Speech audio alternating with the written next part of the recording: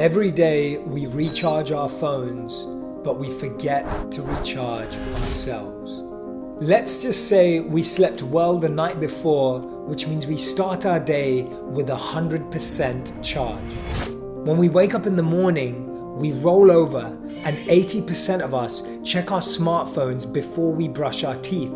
We scroll through social media, we browse through emails. That takes away 10% of our energy.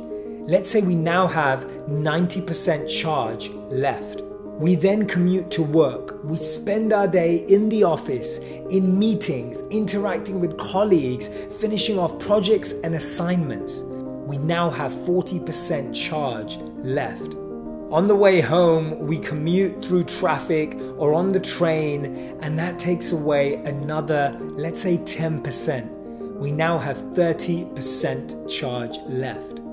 We come home and switch on Netflix, talk to someone about what our day was like, and sometimes we lose another 10%. We now have 20% charge left. At 20% on our phones, usually the charge bar goes red. We get an alert. We get a message that tells us that we only have 20% battery left. The question is, do we notice when our charge is at 20% or 10%? There are always signs from our bodies, our brains, our minds.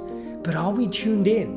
One of the best things we can do to recharge is to exercise.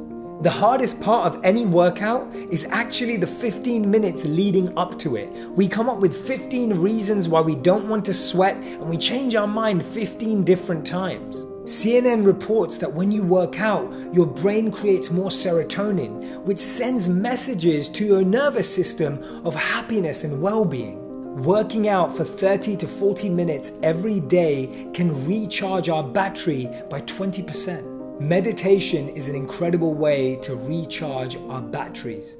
Exactly what the gym does for the body, meditation can do for the mind. Meditation gives us downtime. Physically, mentally, emotionally, and spiritually.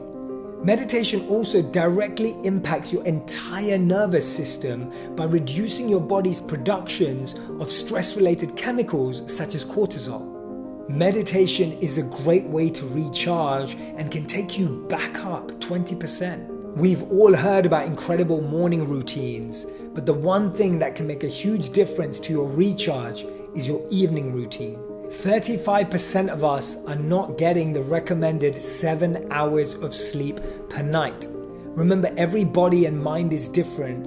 Make sure you find the amount of time you need to get that serious battery recharge. And the 75-year study by Harvard found that beyond anything, the real sense check for happiness and meaning in life was relationships, connections, interactions with depth that are fulfilling and full of joy. Making time for deep, meaningful interactions every day can give the recharge our battery seriously needs.